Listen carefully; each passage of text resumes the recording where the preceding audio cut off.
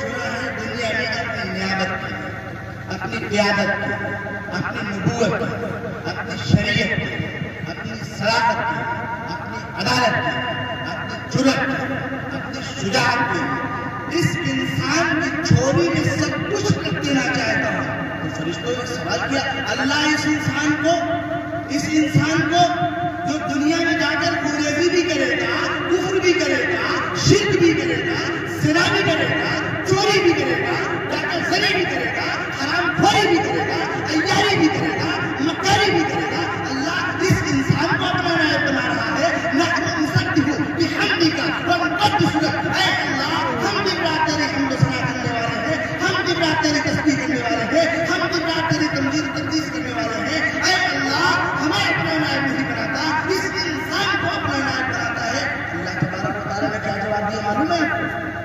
کیا جواب دیا؟ صرف ایک جملے میں سارے فرشتوں کو خاموش کر دیا، فرمایا انی اعلم ما لا تعلمون۔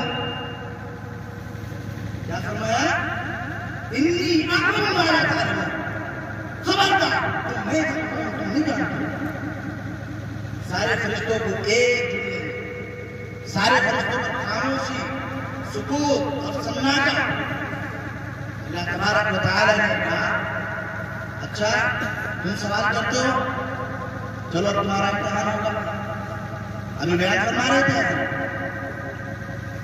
وَعَلَّمَ آدَمَ الْأَسْمَاءَ كُلَّهَا ثُمَّ عَرَضَهُمْ عَلَى الْمَلَائِكَةِ۔ یہ امتحان ہوا، چنانچہ حضرات ملائکہ سیدنا آدم علیہ السلام کے درمیان، اور اس امتحان میں حضرت آدم علیہ السلام کامیاب ہو گئے۔ جب کامیاب ہو گئے تو فرشتوں کو کیا حکم ہوا؟ اسجدوا لآدم، اب اس آدم کو، اس آدمی کو تم سجدہ کرو۔ کیا بیان فرمایا اللہ تعالیٰ نے؟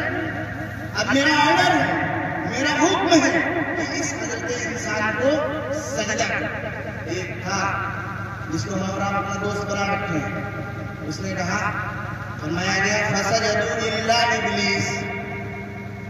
ایک تھا جس نے ہمارے اور آپ کی سجدہ کرنے سے انکار کیا، اللہ کی سجدہ کرنے سے انکار نہیں کیا، جس کی وجہ سے اذان مسجد میں ہوتی ہے تو اس کے ساتھ ساتھ ہم بھی بھاگتے ہیں کلومیٹر۔ وہی ہمارے اور آپ کی سجدہ کرنے سے انکار کیا۔